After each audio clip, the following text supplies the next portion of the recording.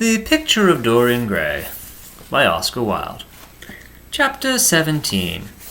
A week later, Dorian Gray was sitting in the conservatory at Selby Royal talking to the pretty Duchess of Monmouth, who, with her husband, a jaded-looking man of 60, was amongst his guests. It was tea-time, and the mellow light of the huge, lace-covered lamp that stood on the table lit up the delicate china and hammered silver of the service at which the Duchess was presiding. Her white hands were moving daintily among the cups, and her full red lips were smiling at something that Dorian had whispered to her. Lord Henry was lying back in a silk-draped wicker chair looking at them. On a peach-coloured divan sat Lady Narborough, pretending to listen to the Duke's description of the last Brazilian beetle that he had added to the collection. 3 young men in elaborate smoking suits were handing tea-cakes to some of the women. The house party consisted of 12 people, and there were more expected to arrive on the next day. "What are you two talking about?" said Lord Henry, strolling over to the table and putting his cup down. "I hope Dorian has told you about my plan for rechristening everything, Gladys. It is a delightful idea." "But I don't want to be rechristened, Harry," rejoined the Duchess, looking up at him with her wonderful eyes. "I'm quite satisfied with my own name, and I'm quite sure Mr. Gray should be satisfied with his." "My dear Gladys, I would not alter either name for the world. They are both perfect. I was thinking chiefly of flowers. Yesterday I cut an orchid for my buttonhole. It was a marvellous spotted thing, as effective as the 7 deadly sins. In a thoughtless moment, I asked one of the gardeners what it was called. He told me it was a fine specimen of Robinsonia, or something dreadful of that kind.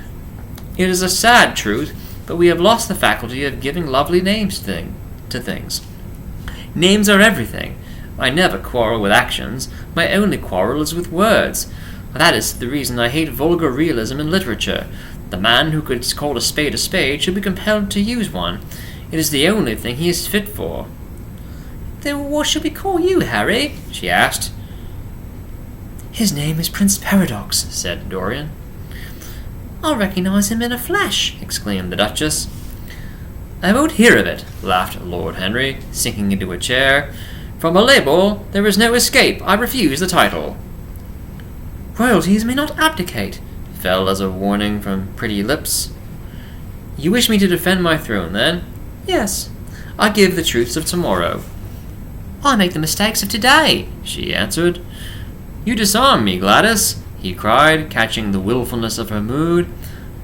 "Of your shield, Harry, not of your spear." "I never tilt against beauty," he said with a wave of his hand. "That is your error, Harry, believe me. You value beauty far too much." "How can you say that? I admit that I think that it is better to be beautiful than to be good. But on the other hand, no one is more ready than I am to acknowledge that it is better to be good than to be ugly." "Ugliness is one of the 7 deadly sins, then?" cried the Duchess. "What becomes of your simile about the orchid?" "Ugliness is one of the 7 deadly virtues, Gladys. You, as a good Tory, must not underrate them. Beer, the Bible, and the 7 deadly virtues have made our England what she is." You don't like your country, then?" she asked. "I live in it." "Then you must censure it the better." "That you may censure it the better." "Would you have me take the verdict of Europe on it?" he inquired. "What do they say of us?" "That Tartuffe has emigrated to England and opened a shop." "Is that yours, Harry?" "I give it to you." "I could not use it. It is too true." "You need not be afraid. Our countrymen never recognize a description. They are practical." "They are more cunning than practical. When they make up their ledger, they balance stupidity by wealth, and vice by hypocrisy. Still, we have done great things." "Great things have been thrust on us, Gladys." We have carried their burden." "Only as far as the stock exchange." She shook her head. "I believe in the race," she cried. "It represents the survival of the pushing." "It has development." "Decay fascinates me more." "What of art?" she asked. "It is a malady." "Love?" "An illusion." "Religion?" "The fashionable substitute for belief." "You are a skeptic." "Never. Skepticism is the beginning of faith." "What are you?" "To define is to limit."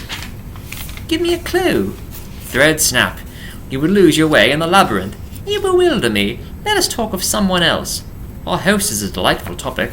Years ago he was christened Prince Charming." "Ah, don't remind me of that," cried Dorian Gray. "Our house is rather horrid this evening," answered the Duchess, colouring. "I believe he thinks that Monmouth married me on purely scientific principles as the best specimen he could find of a modern butterfly." "Well, I hope he won't stick pins into you, Duchess," laughed Dorian. "Oh, my maid does that already, Mr. Gray, when she is annoyed with me." "And what does she get annoyed with you about, Duchess?" "For the most trivial things, Mr. Gray, I assure you. Usually because I come in at 10 minutes to 9 and tell her that I must be dressed by 8:30. "How unreasonable of her! You should give her warning." "I daren't, Mr. Gray." "Why, she invents hats for me. You remember the one I wore at Lady Hillstone's garden party? You don't, but it is nice of you to pretend that you do. Well, she made it out of nothing. All good hats are made out of nothing." Like all all good reputations, Gladys." "No, like all good reputations, Gladys," interrupted Lord Henry. "Every effect that one produces gives one an enemy. To be popular, one must be a mediocrity." "Not with women," said the Duchess, shaking her head. "And women rule the world. I assure you we can't bear mediocrities. We women, as someone says, love with our ears, just as you men love with your eyes, if you ever love at all." "It seems to me that we never do anything else," murmured Dorian. Then you never really love, Mr. Gray," answered the Duchess, with mock sadness. "My dear Gladys," cried Lord Henry, "how can you say that? Romance lives by repetition, and repetition converts an appetite into an art. Besides, each time that one loves is the only time one has ever loved. Difference of object does not alter singleness of passion. It merely intensifies it. We have in life but one great experience at best, and the secret of life is to reproduce that experience as often as possible." "Even when one has been wounded by it, Harry?" asked the Duchess, after a pause. "Especially when one has been wounded by it," answered Lord Henry. The Duchess turned and looked at Dorian Gray with a curious expression in her eyes. "What do you say to that, Mr. Gray?" she inquired. Dorian hesitated for a moment. Then he threw his head back and laughed. "I always agree with Harry, Duchess." "Even when he is wrong?" "Harry is never wrong, Duchess." "And does his philosophy make you happy?" "I have never searched for happiness. Who wants happiness? I have only searched for pleasure." "And found it, Mr. Gray?" "Often, too often." The Duchess sighed. "I am searching for peace," she said, "and if I don't go and dress, I shall have none this evening." "Let me get you some orchids, Duchess," cried Dorian, starting to his feet and walking down the conservatory. "You are flirting disgracefully with him," said Lord Henry to his cousin. "You had better take care. He is very fascinating." "If he were not, there would be no battle." "Greek meets Greek, then." "I am on the side of the Trojans. They fought for a woman." "They were defeated." "There are worse things than capture," she answered. "You gallop with a loose rein." "Tight gives life," was the riposte. "I shall write it in my diary tonight." "What?" That a burnt child loves the fire." "I am not even singed. My wings are untouched." "You use them for everything except flight." "Courage has passed from men to women. It is a new experience for us." "You have a rival." "Who?" He laughed. "Lady Narborough," he whispered. "She perfectly adores him." "You fill me with apprehension. The appeal to antiquity is fatal to us who are romanticists." "Romanticists? You have all the methods of science." "Men have educated us." "But not explained you." "Describe us as a sex," was her challenge. "Sphinxes without secrets." She looked at him, smiling. "How long Mr. Gray is," she said. "Let us go and help him. I have not yet told him the colour of my frock." You must suit your frock to his flowers, Gladys." "That will be a premature surrender. Romantic art begins with its climax." "I must keep an opportunity for retreat." "In the Parthian manner." "They found safety in the desert. I could not do that." "Women are not always allowed a choice," he answered, but hardly had he finished the sentence before from the far end of the conservatory came a stifled groan, followed by the dull sound of a heavy fall. Everybody started up. The Duchess stood motionless in horror, and with fear in his eyes, Lord Henry, rushed through the flapping palms to find Dorian Gray, lying face downwards on the tiled floor in a death-like swoon. He was carried at once into the blue drawing-room and laid upon one of the sofas.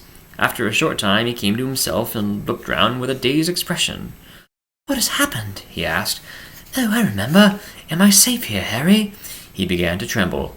"My dear Dorian," answered Lord Henry, "you merely fainted. That was all. You must have overtired yourself.